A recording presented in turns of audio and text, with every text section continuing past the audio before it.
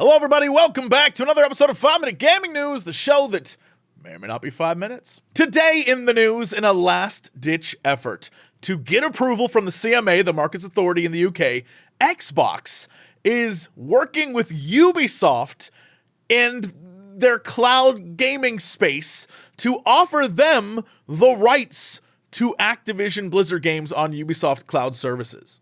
To address the concerns about the impact of the proposed acquisition on cloud game streaming raised by the UK Competitive and Markets Authority, we are restructuring the transaction to acquire a narrow set of rights, says Microsoft President Brad Smith. This includes executing an agreement effective at the closing of our merger that transfers the cloud streaming rights for all current and new Activision Blizzard PC and console games released over the next 15 years to Ubisoft Entertainment SA, a leading global game publisher. The rights will be in perpetuity. Which first off means they really want to close this deal. Secondly, if the acquisition goes through, Microsoft wouldn't have an exclusivity to these Activision Blizzard titles on Xbox Cloud Gaming. And Microsoft wouldn't be able to affect the licensing terms on rival cloud gaming services. So that means that Activision Blizzard games could be available on the PlayStation, which Ubisoft Plus is coming to soon, for the next 15 years, which... hey, look at that. 5 more years than the standard 10-year contracts we've seen out of Microsoft. So, like I said, they really want to close this deal. So when will we and Microsoft find out if this whole thing is going to close with the CMA and we will actually have a merger? It appears to be October 18th is sort of the deadline where we'll learn more, and hopefully, for the sake of me having to cover this because it's driving me crazy, but it's interesting, we'll know then.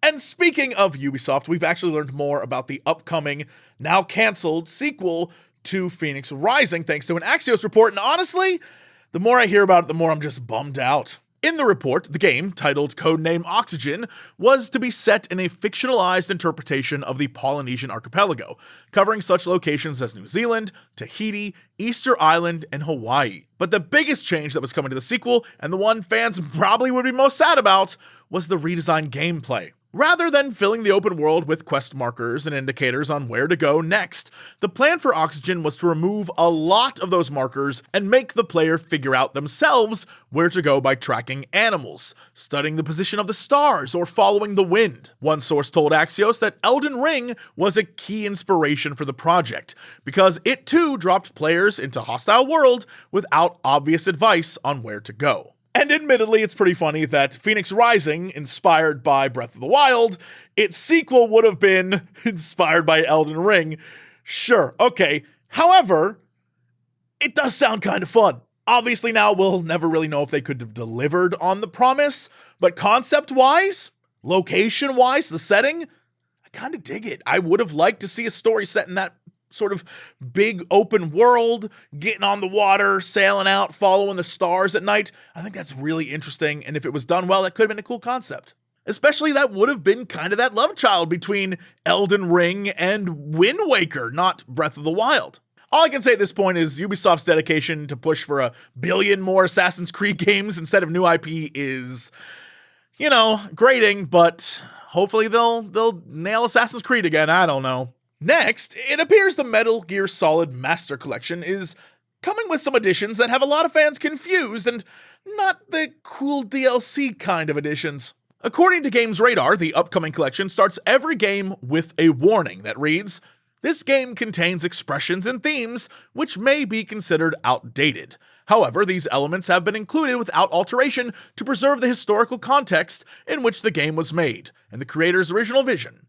Player discretion is advised." And of course, the original creator with the vision in question is none other than Kojima, who split from Konami back in 2015 due to a falling out. And then the whole overall message seems kind of weird because it's eerily similar to when Warner Brothers put warning plates that played before old Looney Tunes cartoons, and as IGN pointed out, it's not a common sight in video games. And for the Looney Tunes stuff, it's because some of those things were just flat out racist, you know what I mean? For this, they don't really specify what the problem is, which is leading a lot of gamers to wonder, so what is the issue with some of these games? I guess it could be the portrayal of women in the games, or the use of smoking, or P. God, there's a lot of P in these games. I don't know why that is. Like, honestly, from a gaming at the time perspective and what games were coming out in that space, I don't think the first 3 Metal Gear games are that different from any other game that was coming out then. And when those games are re-released, you don't see messages appearing about like the content of those. I don't know. It's a weird call, but what do you think? Let me know in the comments below. Maybe I'm wrong. Maybe there's a reason to have it.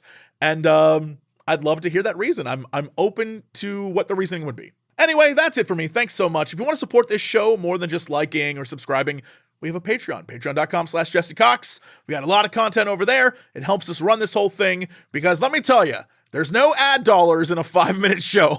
So this is for you, and I hope you enjoy, and thank you to everyone who supports it. It means the world to me. See y'all tomorrow.